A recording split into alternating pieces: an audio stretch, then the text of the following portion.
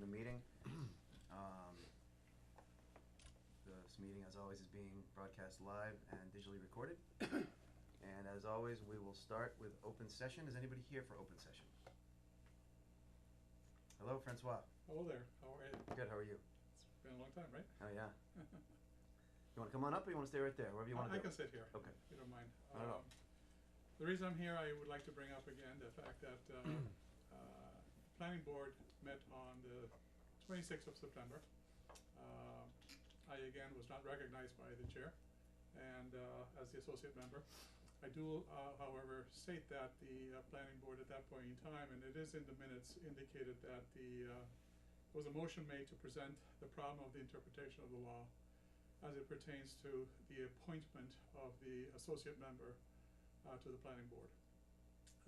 The motion was presented by Bill Homans and was supported by 2 additional members, so therefore a majority of them voted to have this presented to town council for review, interpretation, and to come back with a interpretation so that we can hopefully make a forward motion. Okay. I do understand and know that next week there's another planning board meeting. It was also my understanding that at the time that the vote was taken, Mr. Robinson had indicated that he would draft a letter and present it in the normal fashion as it would typically be done, so that it would actually go to town council for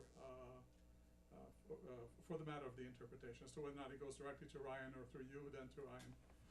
I'm not sure if you have received it as of yet. We have not, I have not. Ryan, have you? I haven't. Okay. Clearly has been more than a month. Nothing has happened. I do believe that at this point in time you're in receipt of a letter that I sent. Mm-hmm. I sent it to all of you, and my hope is that the information that I'm providing, which is not very different from what I think everybody else has seen, should provide town council also perspective in terms of how I followed the process to become a member of an associate member. So I would just ask at this point in time, if you have not heard from Tom Robinson, to inquire as to what's going on, because we've already been, well, this was back in July, we're now in October, getting into the November timeframe.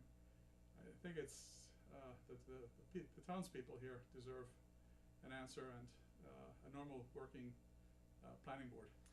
Agreed. First off, stick with it, please. And I get trying. it if you don't wanna, cause but I appreciate you, I think we all appreciate you sticking through it throughout this process. It's been pretty frustrating, but, so Ryan, do you know, do we need to have a formal request by the planning board to authorize that council review for this matter, or can we just go ahead and do it?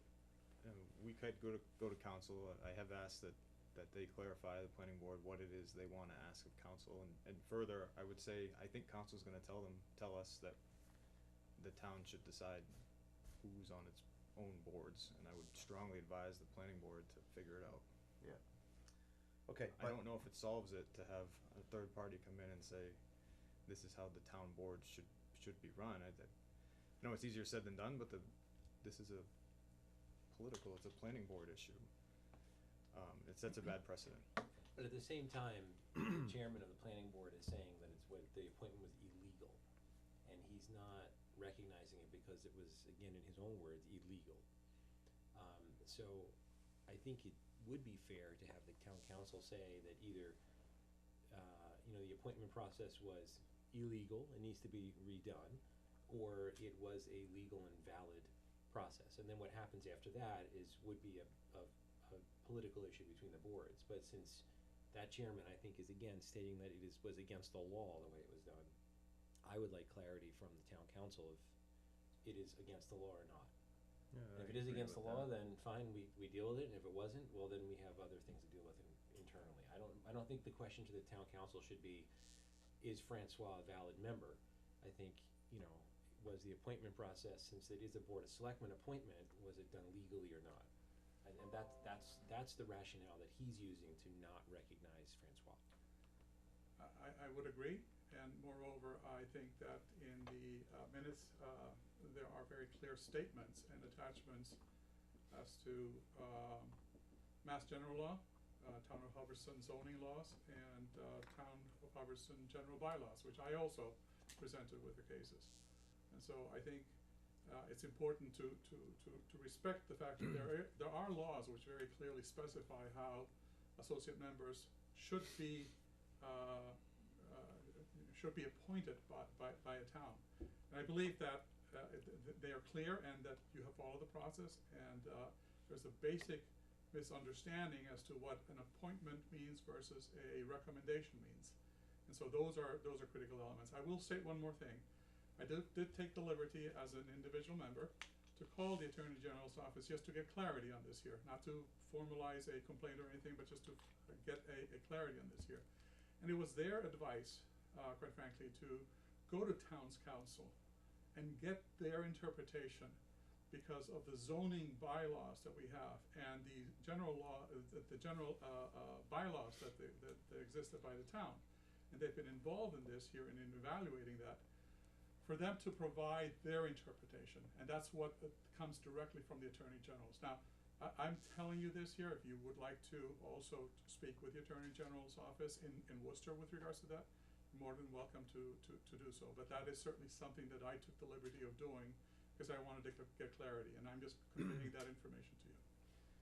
At the risk of oversimplifying, I'm simply curious why, because I brought it up at the meeting at the time, the bylaw is just clearly states that it is our appointment, and I don't understand why it is so just totally being ignored, as if it didn't exist. You're right. So, You're right. But to Yeah. keep the process moving along, I think, what Michael said is that is checking one of the boxes that exists, because otherwise it's just in a holding pattern, so. Correct. Sure. What I've asked for is just clarification of why the board hasn't accepted. So I know, hearing from Tom, and I've talked to Tom about this, I've said this to him, I know that he's against it, but I'm not sure why the planning board hasn't voted or accepted it. And what I would like for them is to vote on record that they want to, what I believe is spend this money in order to decide something that I'm not even sure what it is that they're contesting. Well, they tried to bring a motion to formally recognize Francois. I think it was at the September meeting. Yes? And the chairman refused to recognize the motion. So maybe we send a letter to the planning board saying why or why not, and what do you wanna do about it, cause not doing anything to me is not really helpful. I'm saying the planning board, not this board. I just see this going and going and going. Right. Well, So I wanna know why it's not acceptable, and if they do believe that it's not, what do they wanna do to remedy it? Cause they haven't come up with any solutions. So there was two motions made and both were not recognized by the chairman. One was to reorganize the board, and he wouldn't recognize that motion. And then the second one was to recognize Francois as associate member, and again, the chairman would not recognize and allow a vote on the motion. So, I mean, I know why. It's not his choice. It's not the chairman's choice, Mr. Stanker here. It's not his choice. So he will continue to do this, I believe, throughout the course of the year. So, I mean, I'm happy to do a two-pronged attack. I would really like to see a letter to the attorneys outlining getting their opinion on the validity and legality of the appointment process for Francois as associate member. And I'm also happy to send a letter to the chairman of the planning board to outline why he has not been appointed. Yeah. Because I think the two of them will dovetail together when the process from the attorney comes through and says what the legal process is for an appointment versus what the planning board chairman feels is a legal process. And the two of them are gonna have to match up and compare. I agree. I don't know that there's precedent for how difficult it is for somebody to try to volunteer or something. Yeah. So, I agree with that. Alright, so I'm gonna make two motions. It's okay with you, Mr. Chair. Yep. I'm gonna make a first motion to engage our attorneys as to the legality and validity of the appointment process for the associate planning board member. Second the motion. Discussion? All in favor? Yes. Yes. The second motion is I'll make a motion to send a letter to the planning board outlining the issues that the chairman feels, how should I word this? The issues that the chairman feels are preventing the appointment of Mr. Stanger to the board. Second that motion. Discussion? All in favor? Yes. Yes. If I may just at the very end here, just interject one more additional item. I know that there are potentially coming up several items, specifically with regards to special permits potentially. I don't know exactly when they will be coming up, so I do believe that it makes sense for us to act on this here sooner than later. Okay. And I know that you're doing that. And that's why I'm concerned the fact that we have not heard anything yet from the planning board and from Mr. Robinson very specifically, who indicated that he would be sending the letter. So the planning board voted 3-2 to send a letter.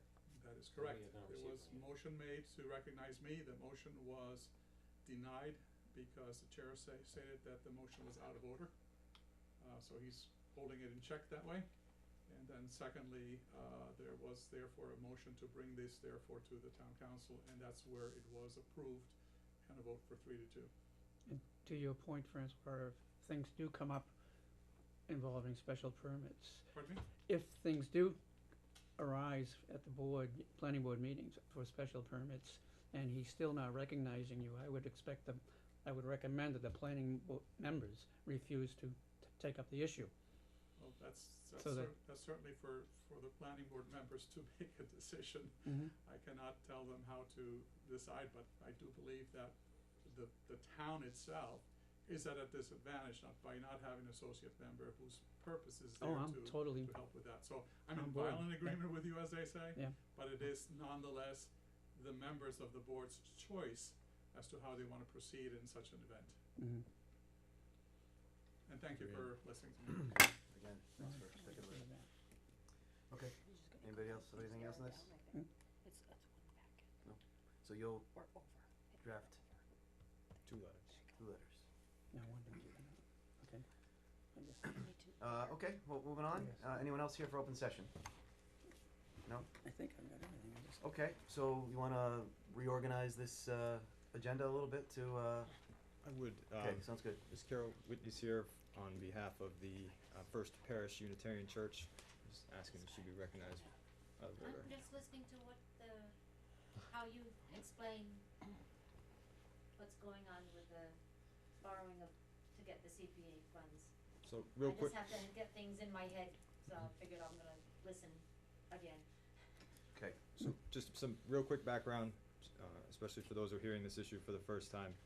The First Parish Unitarian Church went to the CPC for CPA money in order to restore their roof. This was voted at town meeting. They found a contractor that came in underbid, or under what they were expecting to pay, which was good, and they wanted to start. They came last time to talk about moving that process forward. So we started the borrowing process. We were told by the banks that we cannot borrow because the Department of Revenue will not support a borrow for what they said at the time, a church. So did a lot of digging on this, and here's what we know right now. The bond counsel that reviewed this warrant article in the first place is the same bond counsel that is now recommending that we cannot do this. So that bond counsel has given 2 opinions on this. The Department of Revenue seems to have changed, this is from our legal counsel and what we've been able to dig out, seems to have changed their stance against borrowing for CPA at all now. So now it's not about the church, it's borrowing for CPA purposes. And I know many of you are thinking we borrowed for CPA before, including for this church in 2008. $55,000 was borrowed for this particular church. So town council told us that we have 2 options remaining then. If we cannot use a state house note for this, one is a revenue anticipation bond and the other is a traditional borrow. In order to do a traditional borrow, we need bond counsel, who's Mr. Manley, to review and give an opinion to third-party providers that this is allowed, and then we'll be able to borrow. But Mr. Manley's on vacation, so we're waiting for that vacation to end and him to get all the emails about this. So we went and have continued to say that our interest in this, not only in support of the CPC, is also that our town clock is housed in this building, and there is a historic preservation restriction on the building as well that we would like to protect, which is the main reason why we would borrow for this. The third option would be to use reserve fund monies from the CPA rather than to borrow, cause that's a sticking point, the 28,000 we need to borrow. But that would have to wait for a town meeting vote, and would have to wait to June. So this can definitely be done if the townspeople vote in June to do it with just reserve money, and the CPC puts them through the process again, or we're waiting on, one of two options from bond council to see if we can borrow now. How will this affect CPC projects in the future if they don't recommend borrowing? So I don't wanna get too grandiose, but one of the managing partners of KP Law is now talking to the Department of Revenue, because this has implications now across the state. So we've, have the distinction of causing, a pretty big decision to come down on whether or not you can borrow for CPA funds. I was talking to another bond counsel that's not bond counsel that's involved in this, and they said, it is their opinion, the law is very clear that you can borrow for CPA. And if we've already gone around the church and state argument, which we did at town meeting, then this should be allowed, so. What do you know about the details? Is it Acton? Is that the one where, Yes. you know any details of, I feel like I read a little something about it, but I don't recall exactly. It was actually in our warrant article, so we had to satisfy the findings of Acton versus whoever, I Yeah. don't know the exact language, which was that you cannot borrow or use CPA funds for specifically the church's benefit. Meaning operating costs or the other things that would benefit the church. It was found in that case that they weren't, so then it's allowed. So when we reviewed this originally with council, we spent a good deal of time making sure that our interests in this building were historic and not for the church itself. Mhm. And we passed that hurdle to include bond council's initial review of it. I know that. Does this decision by the state affect the library roof at all? Yeah, so public buildings are not the same. Public buildings, it's very clear that you can use this for that purpose. No, I mean the borrowing aspect, they said we can't borrow for CPC. You can borrow for, town-owned buildings and properties. But that really limits the scope of the original CPC and the reason why people put it in place in the first place, so. Yeah. It's a huge decision. And when we Have borrow photos. this money, Ryan, is it like considered a secured loan because the CPC has the money in an account bearing interest? We could make the payment, but the whole thought process is to take a loan out and leave your money in the account. The CPC was very, very proud of their creativity in extending their money to fit the 3 projects by doing the borrowing, so I feel like they did everyone a service. Yes. They just ran into just a bad time at the DOR, I guess.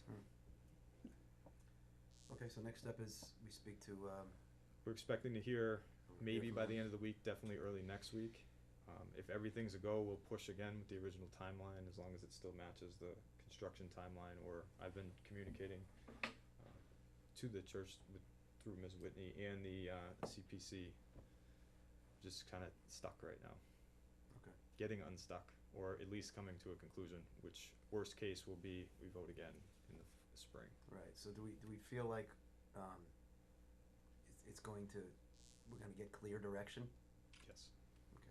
Well, we might not agree with it, but yes. Okay, no, that's all I mean, is clear direction, cause then we need to move on to the next option. The problem is the third-party banks that are bidding on this, if you don't have a favorable opinion from bond counsel, that they're not gonna do it. So, they need something that says that they can do this in order for them to bid on the project, so, or the note. Okay. Anything you wanna add to this? Just trying to figure out what we're, follow the Called three different bureaucracy. pieces. Yeah.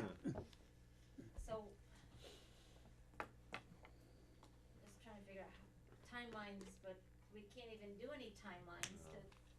because, I think it's too early to figure a timeline till we figure out a direction. So it's the best timeline I can give you is, it's pretty clear to us that in the time frame that we need to go for this particular contractor, the State House notes is not gonna be an option. They're not gonna resolve that in time. So it's these other 2 notes that's really depending on a favorable opinion from a lawyer who's just not in the office right now. As soon as that lawyer's in the office and attends to our questions, we should have an answer and know the timeline. So hopefully by this time next week, we'll have the timeline.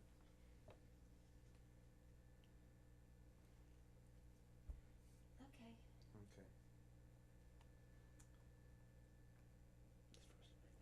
Okay. Okay. It's frustrating, isn't it? Yeah. Yes. We, So, Yeah. Yeah, here we thought we had everything, we did everything, we got everything lined, and then it's hurry up and wait. But now we've got a contractor who's saying, well, we'd like to get started. We don't know what to tell them. Mhm. Yeah. Sorry. We tell our contractors that there's nothing more secure than government money once you get a go, and they just need to be patient. Did they give you we're not gonna start it once it gets to such and such date?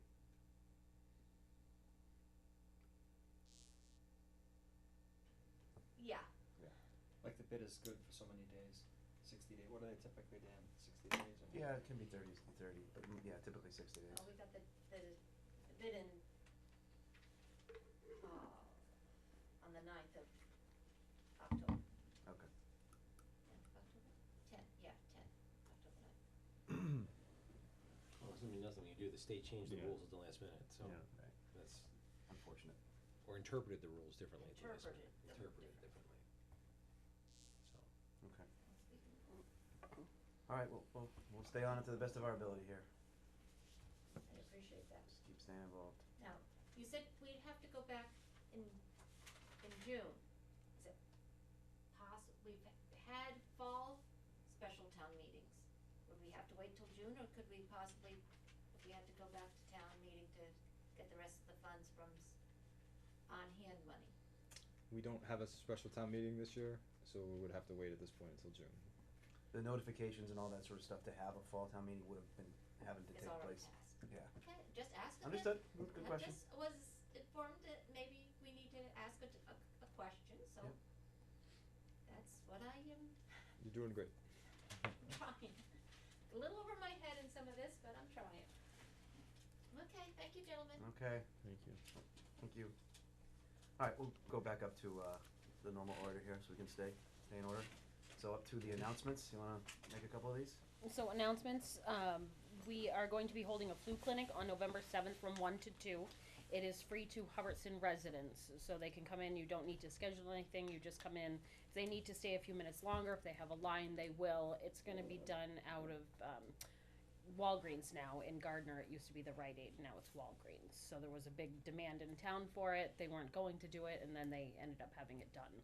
That was a big thing by Kelly, she worked on that to get that possible. Halloween party is going to be held on the 31st, which is Wednesday, from 4 to 8 in the police department parking lot. They'll do music if people haven't come. It was music. They do dancing. They do food. Everything. And it's all free, so it's a good time. And then trick or treat is from 5 to 7. So they can go before trick or treat or after trick or treat, either way, if they're going up and down Main Street.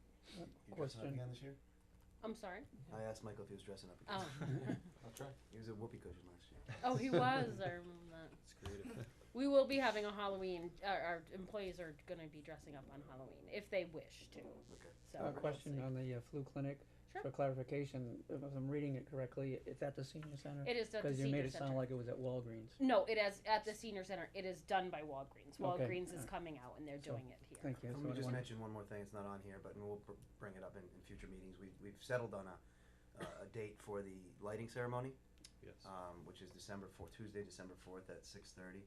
Again, future meetings will have that on here, but it's 3 of us in the town center committee involved. There's Nancy Afonso, there's Principal Peterson, and a few others who are coordinating with the Lions, and Katie Young isn't part of it as well, so it seems to be finding its way towards organization. And Katie's putting up 8,000 extra lights. 8,000 extra. She bought them last year on Yeah, we clearance. talked about Yeah, that. I saw Proud we- of her. We Saw talked her about at that Home last year, Depot. yeah, afterwards, yeah, that's great. You got all the trees there, She why came not to- light them up? Yeah, she came to our town center So committee we're meeting. gonna have a special meeting on the electric bill. Well, we had that discussion. All LEDs, Okay, good. But the main thing is the we do an order where we sing some songs, and then the Christmas tree or whichever goes on, and then some more songs, then the Hanukkah, the menorah goes on. But she said definitely recommended not turning her lights on until last, because it'll just make everything else less exciting. Yeah. Yes. Mhm. Exciting. The Griswolds. Exactly. Okay, so we've got, I guess you're up, Ryan, here with the presentation of the Q1 financial report. So this, thank you, this purpose of this report is to provide you, finance committee, and residents with just information about our process. So again, trying to be more transparent with financials and provide information about what we do to oversee the public's money. It's broken up into 6 parts: the expenditure report, accounts we're reviewing, expected deficits, surpluses, what our finance team is up to, and what we're going to be doing in Q2. So I'm not going to read the memo verbatim, just sort of summarize each section. So this is also available on the website under Town Administrator, Budget, and Finance. So the all department report, what we do each warrant period, so every other week, is we get an expense report from the town accountant. I've had the town accountant add percentage expenditure so that our department heads can track where should I be in my budget right now, all things being equal. Any accounts that are over that expectation, or that I believe will be over that expectation, I highlight, circle, and talk about with the department. So in Q1, you're reviewing them all, and then we sort of have an idea of where things are. So I'll just highlight a couple here. Again, this is available for review. IT maintenance, we are trying to get a good handle on this, what we call a bucket line item, so making sure that our expenditures are correct. We also spend a lot of money in the first part of the fiscal year, so this account is way over where we expect it to be, but we've also paid most of the bills for the year except for the monthly maintenance fee that we pay. So we're not gonna expect an adjustment here, but we are reviewing it.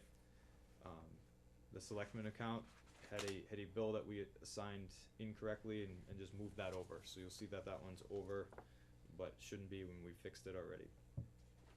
My salary and the police chief's salary contractually included raises for certain meeting of expectations. We got an opinion from our accountants that said this is an expectation in the budget, so there will be a need for adjusting these accounts in order to close the year.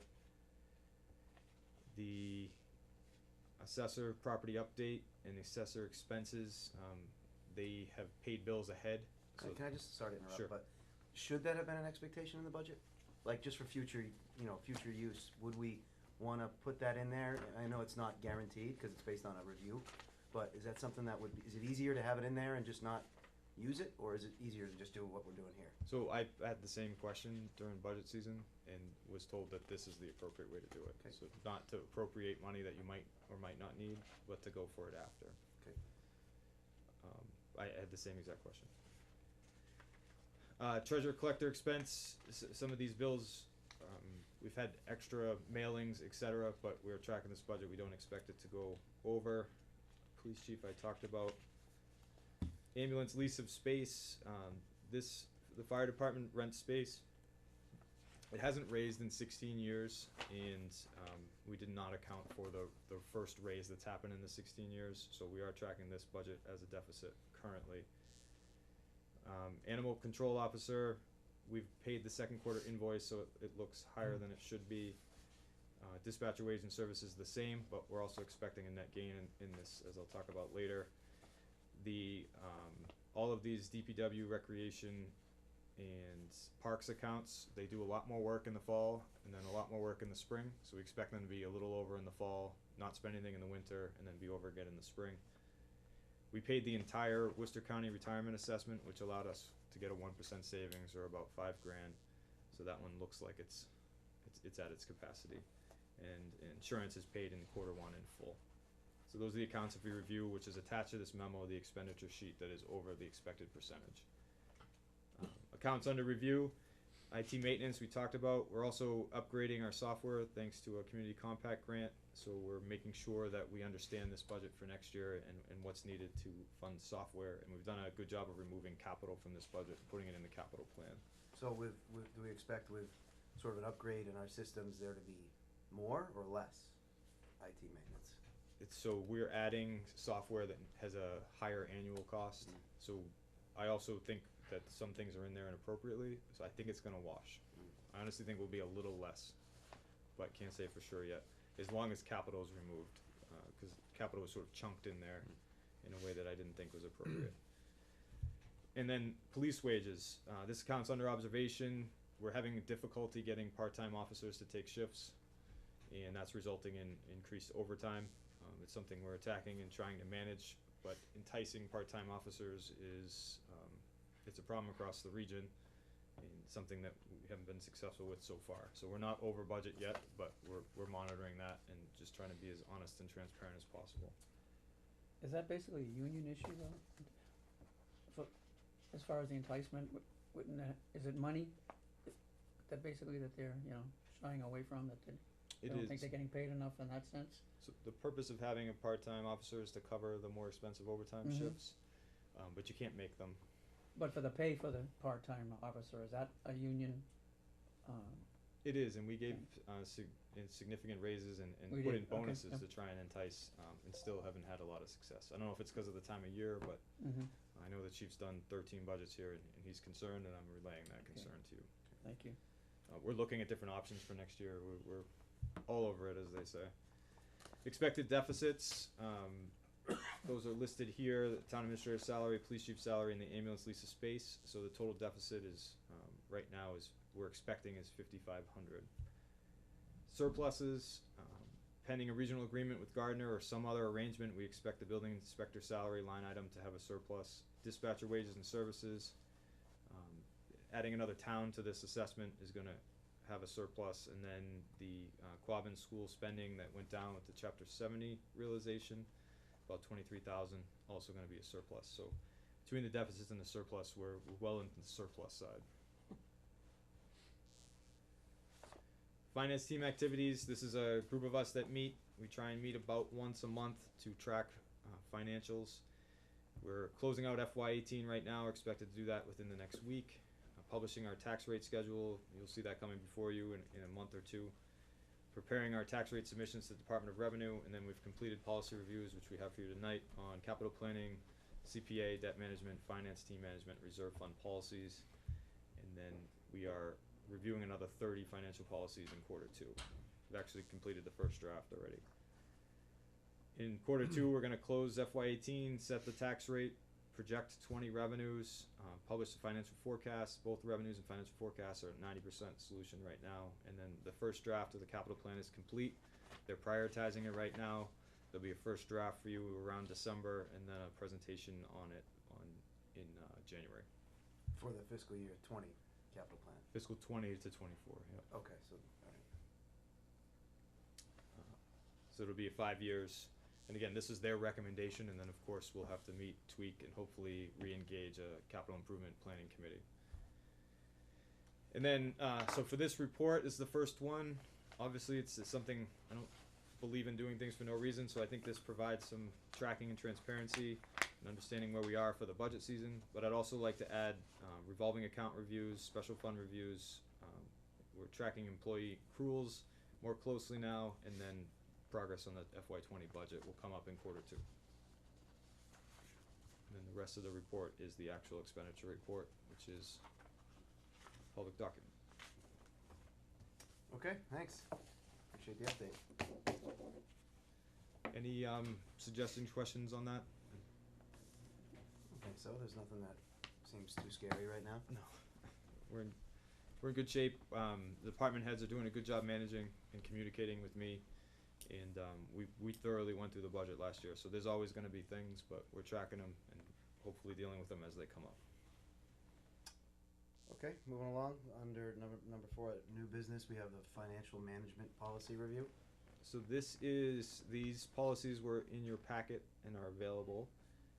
I put together a brief PowerPoint on the highlights because they are policies and can be dense, although I love policy.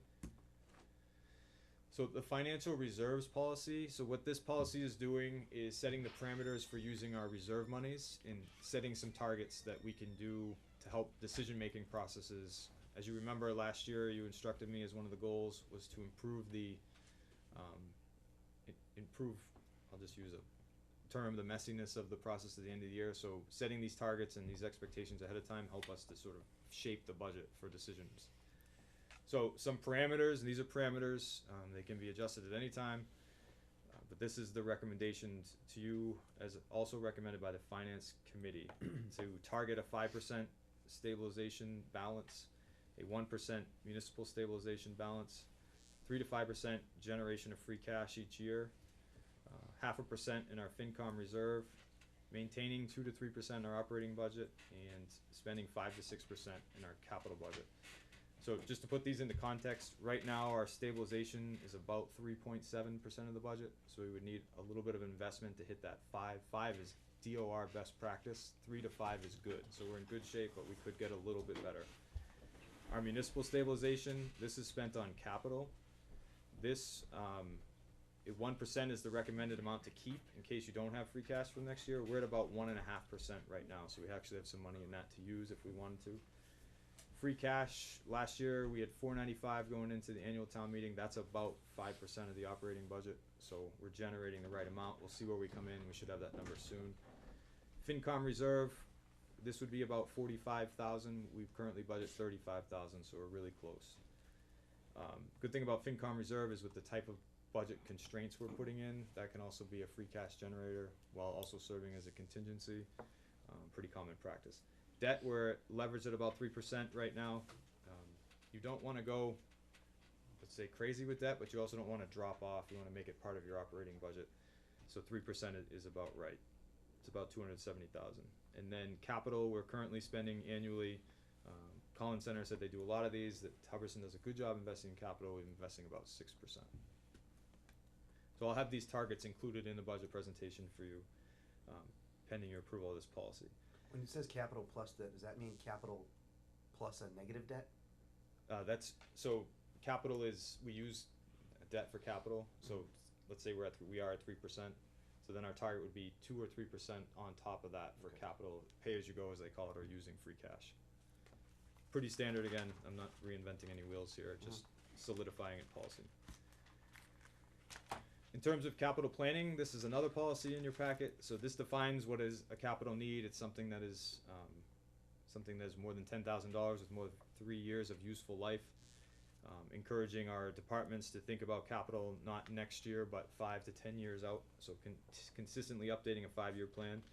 Reinvigorating a capital and planning improvement committee. So the public is hearing from 3 different voices. The CIPC, the Board of Selectmen, and the FinCom for capital investment, and then ensuring that we're tracking these investments and planning them correctly, which is something that is sometimes neglect.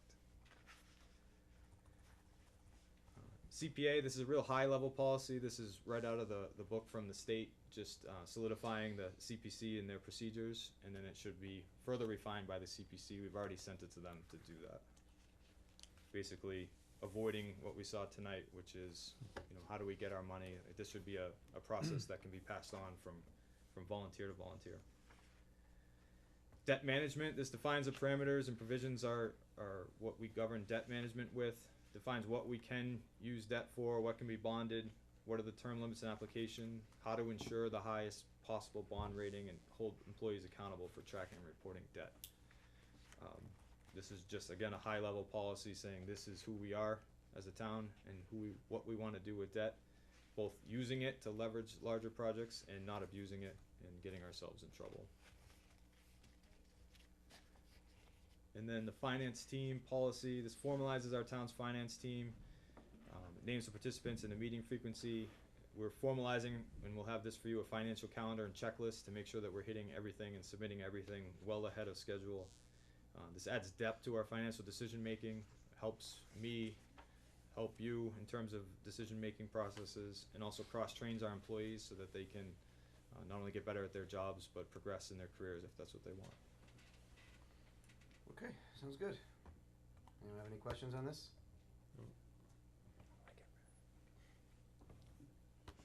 Okay, thank you.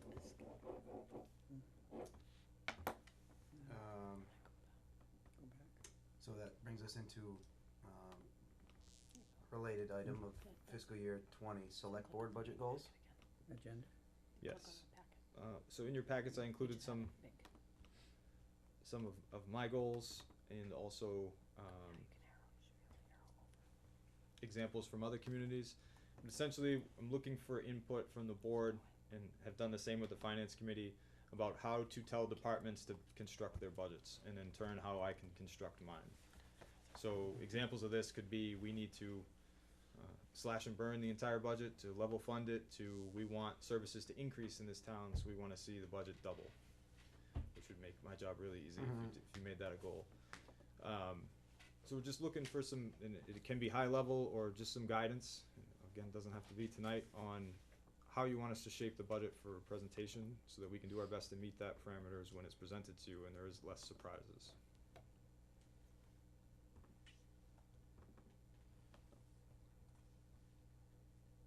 Okay. And this can include, we'd had many discussions about presenting it, how it was presented last year, how to do capital, anything that's involved.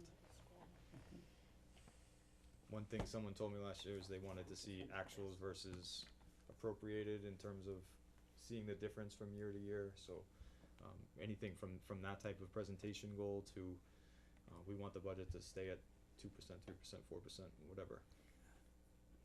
Okay. Yeah, I don't think we've done this in the past, No, we haven't. but it's good. It's a template for organization, I think is the best way I would put it. But as far as, specific suggestions tonight, I think you already said it, I think it's something that will kind of evolve. Okay. And then we'll have the financial forecast, which will put some decisions. I mean, we're gonna have, we expect a deficit in FY20 and beyond. Every town does, really. And then it's really hard as a department, as someone who came from just being a department head, to say, you're not allowed to do anything or you're allowed to do everything. Either one is difficult. So setting those parameters of, hey, we wanna see from the departments this, like your best effort to stay at 0, and anything above, we wanna see a formalized memo. We want you to come in front of us and explain it.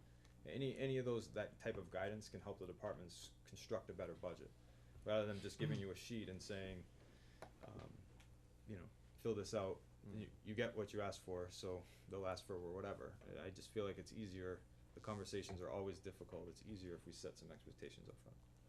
I'd like to see a level funded budget to start, and if they have other requests, to kind of explain it to us and go that way. Start there. Mr. Popular. Yeah.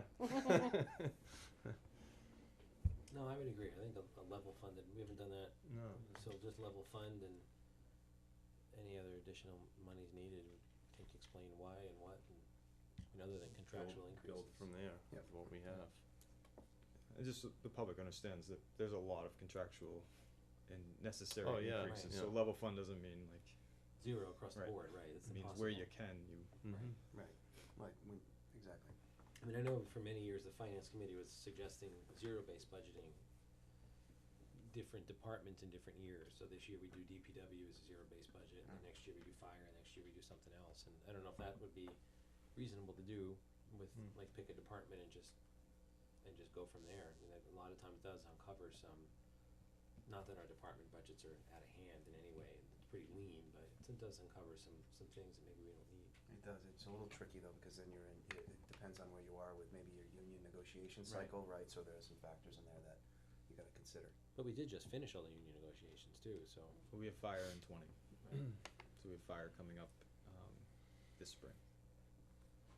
I mean, we're pretty lean. I think it's, I like Pat's idea. I think we should start there and build off of that. Sounds good. Okay, anyone have anything else here for the budget goals at this time? No? It's just, while we're talking about it, the finance committee, been working with the finance committee to have them be a larger presence in the budget as well. They wanna do that, they have some great volunteers. I think there's another person who wants to be appointed, so they're also gonna be involved in this, and I think that's a good thing. We're gonna have many different eyes and voices to build that public trust. Okay, great. Moving along, 5B would be the building department regionalization. I know you sent us a fair amount on that, and you had mentioned that now that Mayor Hawk was a little bit more involved. Yes. You So wanna we met- summarize that again? So we met on Friday. So the issue we have is our interim building department commissioner is retired and has been helping us out. So we knew that we had this Halloween timeframe, and we've been investigating, and you know that because I've talked about it many times, different processes. So just so everyone knows the level of digging we've done for this process, we've talked with every one of our peer communities around and everyone that's a peer to our peer communities to see what they're doing. I'm not going to call out communities, but 2 communities have been facing the same situation and put out for building commissioners and got nobody, or got someone that wasn't qualified, or got someone that started and then quit.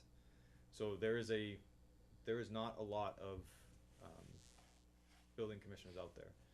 So one of the things that Brian had done before I got here is engage in Gardner with a community compact grant to investigate Gardner, and this sort of disappeared for a while, and then resurfaced. The reason why it disappeared is the Collins Center person who was working on this moved on. Sure. And it kind of got dropped. When they picked it back up, it happened really fast and was reinvigorated. So bottom line, we met with officials from Gardner, and I believe that this is in our best interest, at least in the short term. So this would run from now until, or November 1st until the end of the fiscal year, giving us some time to at least see how it's going to go, maybe continue it, or look at other communities which are also trying to build regionalizations, because regionalization is probably going to be our answer here. So this agreement would be no more than $2,000 a month to use all of their inspectors. So to put that into context, right now we've taken in about $24,000 in building department revenue for just building department inspections. So that puts us From when to when? from the calendar year, I'm sorry, January 1st to now. Okay. So that would pay for, in this theory, 1 year of this type of agreement, giving us 2 more months to make money, plus we wouldn't be paying the fees that we normally pay for a wire inspector, plumbing inspector, etc. So there would be a gain in revenue there. Sorry, when you say we wouldn't be paying the fees, don't they collect directly from the permit, the one who's applying for the permit? Good question. So they would apply here, and we would accept all monies for permits, and then we would engage the inspectors from Gardner to come and do the processes and inspections. For that ability, we would be paying right now up to or no more than $2,000. It's not final, the number, but $2,000 a month. Is it a set fee or is it based on how many inspections we have? It's a set fee. There's one caveat that we're talking about right now, which is and just throwing this number out there because I think it's important to talk about, but any fee that's over $2,000, we would negotiate. Sure. The main reason is the big and expensive solar. If they're going to be engaging their inspectors, they would want to see some of that revenue. I understand that I think want. I asked that the last time about that, cause I know Yeah. Darryl was getting a pretty good percentage Oh, yeah. of that. So the IMA would say anything over that would be negotiated between myself and the mayor. Right now, we collect all building fees, so that would be a net loss for, say, a solar project, a larger solar project. The wire fees, we split 80-20 with the inspector. So there's, we're not gonna be rich off this type of agreement, but there is definitely some revenue to be gained if permitting numbers stay the same. This would also allow us access to the hearing officer and different things that Gardner has that we don't. So we talked about zoning. The way we would engage Patty would be to do everything but the decisions in terms of gathering different zoning requests and working with that. So we'd have a more robust planning process, and then engage the inspectors to do the actual zoning enforcement, because they had a concern there that when you change inspectors, they would get hundreds of old zoning requests to come up. So we would start new, say we're only entertaining major things or new things, and have our staff work on that until the zoning enforcement officer had to come in, but they will be handling zoning, yes. Do we know whether or not this 24,000 or so, which I assume led to the $2,000 a month? I did some quick math there and I got to that. Do we have any previous history to know if that 24,000 is reasonably representative of a normal condition? Yes. Okay.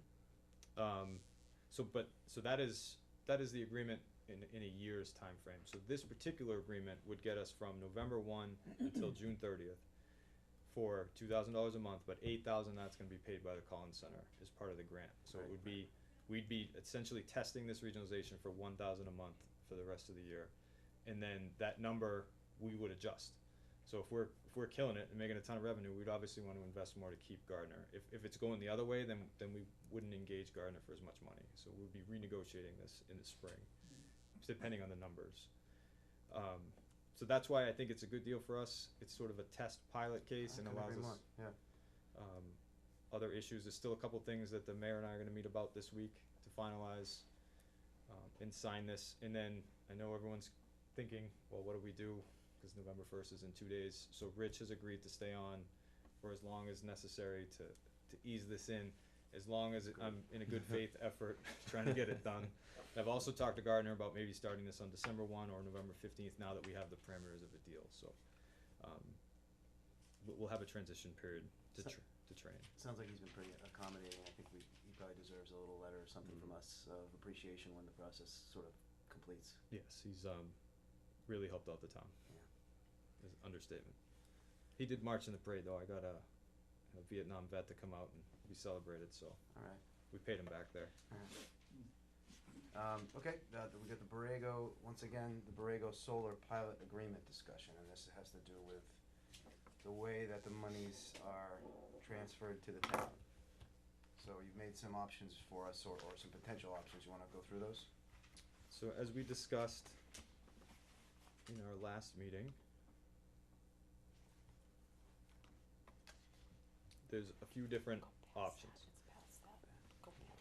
So the rate we're getting, which I believe is consistent, is this 88866 per kilowatt DC with a 2.5% escalator. So that is our rate. We feel it is in the SMART plan consistent with our peers, and we believe we're getting our money's worth in terms of this pilot. A standard pilot, that is the type of agreement that you're used to. So that would be an annual payment based off that pilot rate, with that 2.5% escalator, ending up in approximately $1.6 million of revenue over 20 years. A front-loaded pilot would be, I keep calling it to try and explain it, the lottery option. So you either get your payments over time or you get it all up front. The only reason that you would want to do this is if you had something in mind that you wanted to use the money for. Because you pay what is sort of reverse interest or a discount rate, instead of getting 1.6, you would be getting 811,000. So in order to justify that reverse interest, you'd really need to use the money for something. And I've made an argument that so far this town hasn't solved its building problem. So let's say you had something that was ready to go and you wanted to spend it now and get it done. This might be the tipping point. I don't think we're there right now in terms of our projects, but I wanted you to see it as an option, especially for the future. That's quite a huge option though. I mean, huge difference in the amounts you take in. Yes. I mean, What's I the- wouldn't even consider it. What's the total? Million what? Between what and what? Between Between the, 1.6 and over 20 years and 800-ish over 1 year. it's a huge difference. And you know, those are real numbers that are increasing there, and already with a challenging sort of operating budget, I agree. I mean, I think the standard pilot feels right. I'd be more comfortable with the standard. So the third option is the hybrid. Again, I'm not advocating for any, I'm just providing. So this here is 5 years, right? So you wouldn't pay that discount rate for 5 years to get that money up. That it totals, I'm not as quick with math as Dan is, but a little under $1 million, right? $900,000 to $1 million, rather than, taking that full hit, but you still take a pretty big hit. Yeah, and we've talked about this briefly before, but the only way I think that those two on the right sort of make sense is if we thought it was a good idea. The building thing, I get that, but separate of that, and we've talked about this, is whether or not you just want to clean out capital. The not all of it, but this 5-year capital plan that we're going to see soon. Not necessarily all of it, but picking and choosing or whatever, and just taking care of a lot of stuff all at once. So that's sort of the other side of the argument, is to sort of clean up the capital piece so that other revenues don't have to be spent on them and just saved. I'm not even justifying it. I'm just saying that's the other argument, I think, or the other way to utilize the monies. So another way to think of the standard pilot then, which is it's a win for the town. We're going to get quite a bit of revenue here, but this is one-time monies, as we discussed last time. Is perhaps empowering me to investigate an option where we could put this money in, say, the municipal stabilization fund or some other stabilization fund in order to earmark that money annually for something like capital or a building project. I like that. Yeah, that Mm. makes sense, I like 'cause that. I don't think it should be right into the budget, because it is gonna disappear Yep. in 20 And, years. as far as the money disappearing, that, we don't, these solar farms could renew potentially at the end of 20 years, right? They could say, look, we wanna do another 10 years if the town agrees to it and the landowner, and I believe so, I'd wanna investigate more. so these could Yes, I potentially believe be long-term revenue generators for the town. He's got his hand first. But so the difference between the SREC program, which is what the last agreements were signed under, and the SMART program, it's getting, right, so those advantages of investing in solar initially are very high, and it's going to slowly peter out, so perhaps there'll be a reinvigoration of the market, but it's really hard to predict 5 to 10 years. But then out. the infrastructure is in, and, you know, the equipment's paid for at that point. and We can only hope that Yeah. when they see all these farms going and being decommissioned, they're like, hey, here's a new incentive program to keep using them, but we don't know. But I don't think they would decommission them, because that, now that they're paid for, you know, they may like update some of the equipment, but the initial outlay is done as far as spending on all the site work and everything. They could just put new panels on it and do a new agreement. Yeah, I hope. But You we know. also don't know what the technology's gonna look like in 20 years. Yeah. I mean, that's the, you know. We're we probably may gonna not- we don't- laugh that we did these. Right, we're gonna laugh if we put up these big solar farms, I mean, you never know, Yeah. you absolutely never know. Francois? I had a point of information, on the rate that you are stating there, which is the 88.66, is that the rate per kilowatt hour of the capacity of the system, or is it of the actually generated power, or how, what's that number? I'm confident in that number, but not confident in my answer to that question. Well, can you provide at least some insight? It's usually, so in the past, it's been the, rated capacity The rated capacity? of the system. Because the capacity of the system goes down over time, Mm-hmm, and if it used on the output, we'd be losing money. mm-hmm. So you leave it, in the past, the other pilots has been on the rated capacity, and then with an escalator over time. Okay, So thanks for clarifying that. that rate is based on a combination of things under the SMART plan as well, so it's not just the generation, but also where are you putting it? Are you cutting down trees in order to do it? There's incentives and disincentives. No, I just meant, you take that dollar amount, you multiply it by a kilowatt hour, so the kilowatt hour comes from a certain number, and what is that number coming from? Is it based on, say, for example, that plant is, or not that plant, but that area is producing 100 kilowatt hours, or 200 kilowatt hours, whatever that is, So this calculation is for 7,276, which is the rated capacity of those solar panels the system size. during the time that they're, Yeah, I believe some of the old pilots actually said, something like nameplate capacity or something like that, like it's actually the stamped capacity of the system. Not what cause the production is gonna change based on the weather, are they snow covered, are they? the reason I'm asking the question is because as we know, there is now a additional technology that is being added, and it's the technology of being able to store that electricity. And Batteries. that's why I'm trying to understand whether or not that was included as part of the calculation or not. Yeah. If And it's simply based on the capacity of of that plant, then it becomes neutral, that there's no issues. Right. Yeah, again, this particular one, I'm not aware of at the top, but all the other ones we've done has been the rated capacity. Okay, thank you. Tom, you wanna jump in? Or you? Well, the number Megawatts. 7.76.5 kilowatts DC. That's what the sun does. The batteries don't add to the sun. It's not the point, Tom. The point I'm trying to explain here is that, for the power generating company, the ability to be able to store and be able to sell it, becomes very interesting because there's additional revenue that the company can generate for themselves. Peak shaving. It's peak shaving, but it's for them to be able to sell the electricity at a very, very high, much higher rate during certain times. Yeah, 'cause I believe the system would start to clip, and they wouldn't be able to, it would be That is overproducing. exactly, And they can't sell that, but if they have batteries that are not some charged, they'll companies- charge the batteries. Some companies also, the reason they do that is what they'll do is they will not sell it during certain hours and Sell it at peak. and sell it at peak. Yeah. Right, so they'll therefore taking that delta and be able to gain the market.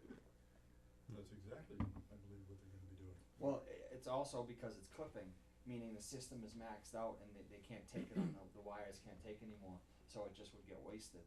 So now they have the batteries to charge, and then at night, well, let's sell that energy, cause we don't have any solar. And we shouldn't overlook the batteries are another investment, another capital investment on their part. That's true.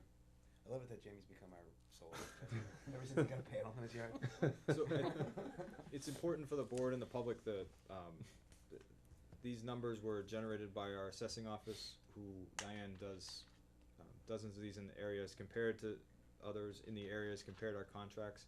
We also included in this contract, which is in your packet, a $5,000 fee, which they will be giving to us to cover the legal costs, so we have legal ripping through this because we know it's covered, and they know that we wanna protect ourselves, so, I'm getting better at solar knowledge, but the things I don't know are being covered by our assessing and legal team, and then, you know, I've talked with other boards like the planning board in order to get up to speed, so this represents a team effort, for sure. Okay, sounds good. So I would need from you, in order to move forward from this, how you want the payment structure to go, and then that will go back to Borrego. They have a couple contract edits. We'll make sure legal reviews our side. We'll give that contract back to you for a vote at the next time, but I do need to know, what payment option you wanna take. I would stick with the standard pilot. Me too. Somebody wanna make a motion to this? I'll make, Go ahead. I'll make the motion that we stick with the standard pilot with this Borrego project. I'll second that. Any discussion? All in favor? Yes. Yes. Yes, unanimous. Okay, you're up again. Town administrator report.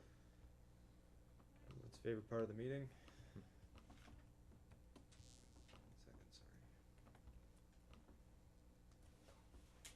sorry. Hmm?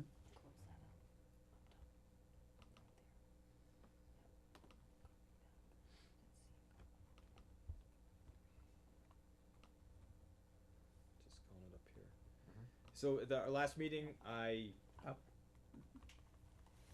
Did I scare you? I'm sorry. No.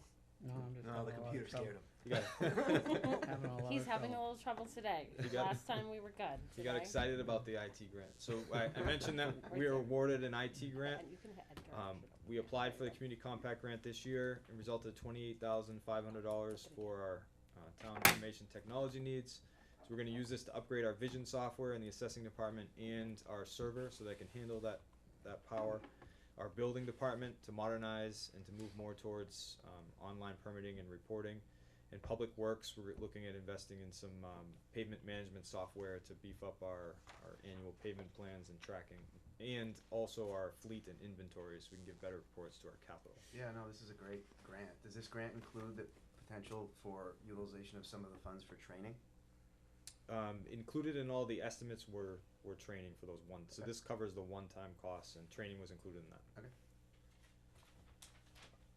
So we will be rolling those out and making sure you see that investment in each department, cause they're important, they really modernize our operations. We're pleased to announce the winner of our, I love this name, Source Capture Emergency Vehicle Fume Removal System, or the thing that sucks the bad stuff out of the air in the fire department and keeps our firefighters safe. We're awarding this to Murphy's Specialty Inc. Town meeting went for 57,000 for this, and we came in at 42,000 in the bid process. So we are finalizing documents. We went through references and awarded the bid, and it is now in the chief's hands to implement. So we'll have pictures and updates on this. It's a good win for our fire department, and came in at a decent price. And they can install it in the winter or the cold weather or whatnot? The expectation is for it to go in reasonably soon?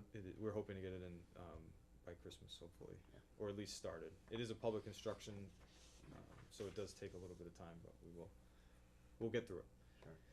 Sure. Elm Street sidewalk, most people have noticed, Borges Construction began the sidewalk replacement work to include tree protection, and the drainage is done now, so the drainage is complete. The weather And the demo?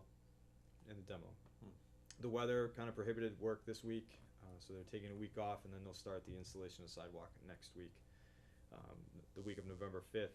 We believe that we're well within the time frame of finishing by 15 November. The police chief, Chief Parent's done a great job with Principal Peterson to make sure the schools are involved and understand the time frames. and the vendor's been great in making sure we have student safety, resident safety, and vehicle safety. And thanks to our police department for keeping everyone there. So that is good. Should have that sidewalk done soon. Financial management has been a focus as we head into the FY20 budget process. So we've been reviewing our policies and procedures, as you saw. So we've had some employment stability, so that's allowed us to really dig into our processes and try and find areas of improvement.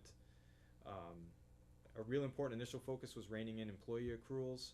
So we have added these to our paychecks and are now assessing liabilities and making sure that everyone is accurately reported. This has major budget implications because of some clauses in contracts that allow for buybacks. So we want to make sure these numbers are correct. Are you getting any pushback? No, the policies are pretty clear, and in areas where we weren't tracking well, we are by law have to give the benefit of the doubt. So we are working with employees, but there hasn't been a lot of pushback. No. There's a maximum that you can get, and not everyone has the buyback anyway. A lot of departments were doing good tracking here. I don't want to say that nobody was tracking. It's just that centralized tracking wasn't there, so we fixed it. We should be 100% by the next quarter report. First 5 policies, we talked about that. We have another 20 to 25 coming in the months ahead. And I'm working with the finance committee to develop something we're calling market baskets. So this is for benchmarking. So we're going to come with a list for you of communities that either match our demographics and our financial capabilities or our neighboring peers to use as a benchmarking tool as another decision maker. So if you say, do we want to increase our police department? Let's say you can use that tool to say what are other police departments in our benchmarks or our market basket look like. So we'll be able to give you that information. Yep. So it's not, again, a new innovation, but something that we're bringing to you to help with decision making. And lastly, so this has been upgraded to a tornado based off some weather services, but we experienced a microburst. It's now categorized as a tornado. It caused significant damage to Evergreen Road, Brigham, and Old Westminster. So what a microburst is a quick, intense downdraft produced by a thunderstorm or rain shower. It ripped through the area and did some pretty good damage. So a lot of other areas of town experienced some hail. So I just wanted to recognize some employees. Luckily, no one was hurt during this, which is the best possible outcome. But from our police chief, Detective Chatney and Officer Aman responded to wires that were arcing. Some people were trapped behind those wires, like not physically under the wire, but couldn't move because of those wires, and the officers were able to guide them to safety. DPW, Jacob, Craig, Ben, and Eric responded after hours, after they'd already been done for the day, and helped with tree removal and cleanup pretty quickly. They were there fast. And then the entire fire department, Casey, Erez, the Dixons, Parker, and our new paramedic Wilkinson, including Chief Hayes, responded. The Dixons brought their own saws and equipment and helped to open up the road. The department cleared several trees, and they were working for a good amount of time, from 4:30 to 9. They also had their regular duties and responded to 2 mutual aid requests. It was organized too. I went down there. I live a half mile, like really close, if that half mile, and I drove down that evening, and it was organized. The roads were closed, but everyone was cutting, and it was just clearing. That was the main thing, is just getting everything open. So I just want to publicly thank our public safety. It's dangerous. We're reminded how dangerous it is during these times, and also their professionalism and their speed. I think people here support public safety, but they should know that when something happens, these people respond quickly and well. I just wanted to acknowledge them and give them my thanks. I asked what I can do, and they said, "Stay out of the way. We got this," and that's the best thing you can hear from your staff. So, do you know if anyone did? I don't know if the weather service came down here or whatnot, but if anyone sent a drone up to sort of follow the path? that'd be cool. Yeah, it would. Yeah, I was wondering that if it had actually touched down in the way you can't see. I think so, because I've gone through there a bunch, and I ran there a few times this weekend with the dog, and you can just sort of see that. I bet you it's pretty clear. I think the article in TNG actually said that the weather service, when they came out, measured the angle of the trees, and that's how they figured out that it was not a microburst. It was actually Terry told me that. Negative zero. It was it was a tornado. The way that the trees were angled, and I guess it came up Evergreen, across Brigham, and up in Old Westminster, about a mile path, and they just measured the way the trees had fallen. So it's much more interesting when no one gets hurt. So it was an interesting storm and just a great exercise in our public safety efficiency. So wanted to thank them. Some upcoming topics, we're gonna have Travis coming in and explaining winter operations, to answer any questions you have. Sorry, one more thing on that. If I meant that popped into my head the other day, and I just did again. Due to the classification, I mean, it's gonna take some work to get these trees dealt with on the side of the road. They're just sitting there uprooted now. Do we have any like recourse for FEMA compensation or anything like that? We are going to engage Dennis in that. He's pretty good about it, so Yeah. if he hasn't already done it, I'll make sure I'll follow up with him. I know he has something else working from one of our winter storms this year. Yeah. Already engaged FEMA with positive results, so he's pretty good about finding those monies if they're possible. I went to just real quick, but the reason I say it is a few years ago when, remember the ones out in Springfield in Western Mass? I went to a presentation that was like a disaster recovery sort of thing that had the Springfield DPW director sort of explain what they did, and the most important thing was the thoroughness of the recording, because the federal government needs all that sort of stuff. So it's exactly what you did, exactly what you spent here, all that sort of stuff, because it came up afterwards, and he went into length about how detailed you had to be able to actually get compensated for it. It's always easy. Upcoming things. We're gonna have Travis come in and talk about winter operations, answer any questions you have or the public has. We're gonna have Scalen come in and talk about our financial audit. We did well in our financial audit. Found a couple areas for improvement, which you hope to find, so you can make positive change. He's gonna come in, go through some high-level findings there, and answer any questions the board has, just to sort of cement positive feelings about the financial processes here. My entry plan, owe you a presentation on what I believe I've learned in my first few months here. Trying to just make that as thorough as possible. Promised you in my contract a military leave policy. I've engaged several communities to come up with a good solution there in terms of putting one in place. Revenue projections, that'll be coming out in late November. I've already have my initial ones. We're waiting to close the year before we can have a good local fees projection, otherwise we're ready to go. 5-year financial forecast, Eric set me up for success here. I've been tweaking it and took guidance from the board that said you wanted sort of 5-year estimates and some real numbers, so we're working and incorporating that and making sure it's a useful tool. And then 5-year capital plan, we've talked about that a lot. So those are upcoming topics in the next 2 months or so. Okay, Same thing. thank you. Get rid of that. Oh.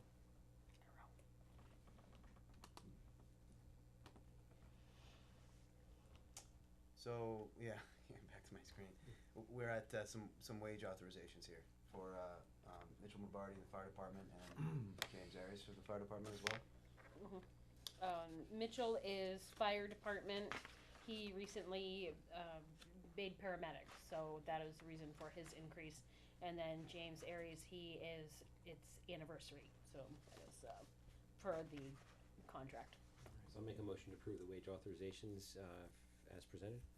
I'll second that. For discussion? All in favor? Yes. Yes. Yes. For the appointment, you'll remember David Yep. Conigan, he came in as a potential applicant for the planning board. We asked, given his history and how well he was received by the board, if he'd serve on the finance committee. He said he was interested. I went to the finance committee last week. They're very interested in having him, so trying to formalize his appointment to the finance committee with your blessing. So this would give us 4 out of 5 members. Still recruiting that last one. We need a dual vote though, don't we? With the finance committee? Yeah, No, you have the appointment authority here. over there, okay. So that exists in certain situations in the first month of an opening for elected positions. So this would be one, but we're well past that with the finance committee. So I'll make a motion to appoint David Conahan to the finance committee. Second that. Discussion? All in favor? Yes. Yes. Yes.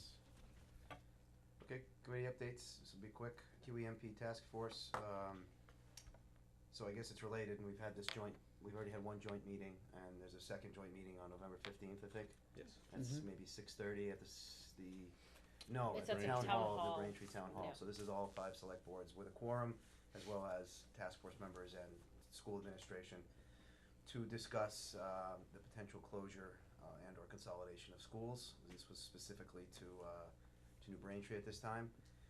Really, a difficult topic without question, and we definitely felt that from the New Braintree Select Board. We were fairly passionately trying to save their school, and we can definitely appreciate that. So I don't know if a few of us are going to be able to make it to the next one, or all of us, and we'll sort of go from there. But as far as the other items on the task force, we're now, as I've explained, broken up into working groups specific to each of the different focuses of the task force. Mine hasn't come up yet. I'm on shared services, which is other municipal employee or municipal officials, or whatever I am, to discuss the possibility of just keeping the conversation going about regionalized services and shared services and what we can do. Again, there's an economic development one, there's a school one, so there's these different ones. A couple of them have met so far, and mine's coming up sometime soon, I'm not exactly sure. So, I'll just keep updating on that. And your meeting's what, November 15th? That's the joint meeting, yeah. At 6:30 in New Braintree. New Braintree Town Hall. And that was posted today on the select board page. It's also in the meeting calendar, and there was a email thing sent out if people had signed up for that. There were very few attendees to the first joint, of us sort of type, but maybe there'll be more this time because it's actually in their town. Yeah. Especially at a town hall. That's why the select board, I think, wanted it there. So the town center committee, we met last Thursday to basically just have an update on where we stood with Elm Street, which we talked about here, where we stood with other potential future complete streets, to talk about the Route 68 North project, which is still slated for next year, to talk about the status of the redesign, which has been submitted to Mass DOT for the extension of the project to the end of the rec field for the town center project. So that was sort of housekeeping there, as well as sort of organizing the lighting ceremony, which sort of came under our thing we do for the last couple of years, and we met for 45 minutes or so, and that was it. Nothing is different than it had been before. So I think the good news is the 68 project seems like it's still gonna happen next year, which is great. So 68 South, I think, looks fabulous. Yeah, it came out good. Yeah. So okay, those are the updates, and now we've got some minutes. Oh, Tom. I just ask a quick question about the QEMP. Yeah. When I go to the town boards and committee website for Hubbardston, Yeah. there's nothing between me and seeing the information. It's an open public, and it's really good. When I go to the QEMP, they require that you input certain personal information, and I wonder why it isn't just as open. I just would like you to go to the QEMP website sometime, I've been on it. and, well, then at some point in time, I guess you put information in, but mine doesn't, I don't click right in, and I'm just wondering if that's me, or if that's the way it's really set up, cause it really should be just open public information. It should, and it was set up by the CMRPC, who did all of this. You don't have to do it now. Oh no, Just I mean, it's keep easy. That's going. why we got these things. I'm on it already. So but I see what you're saying. Request more information about QEMP, Yeah. and you can put your name and email and all that. Yeah. I think that's just providing a service that if you're saying instead of just post everything on there. Yes, it should just be open just public information, you only shouldn't have to get through any gates. I don't actually think you do. I think all the information you would request is already on here, but I'll verify that. Alright, What's and I that will under, too. Dan? Let's not QEMP.info? Let's not all dive down that hole. No, it's fine. I'll check it out myself, but I Click on that, thought click on you public being a survey member. meetings. I can reach out to CMRPC too, see if they. Yeah, I asked them about it once, and they said they were gonna change it, and they didn't, so. Alright, Tom, it looks I'm like if done. you click on the top, there's a heading on the top, meetings. It has all the handouts, it has public meetings, it has some of that alright, stuff. I'll go on home it. and study the site a little more. Alright, anyway, okay, so we're back to agenda. Okay, so we've got a couple of minutes. October 1st and 15th, I don't have them open. I don't know if anyone can tell me who was there and who wasn't. I was the only one who wasn't there on the 15th. We were all there on the 1st. I'll make a motion to approve the minutes of October 1st. Second the motion. Discussion? Thank you. All in favor? Yes. Yes. Yes. I'll make a motion to approve the minutes of October 15th, 2018. Second the motion. Discussion? All in favor? Yes. Yes. Yes. Abstain. Okay.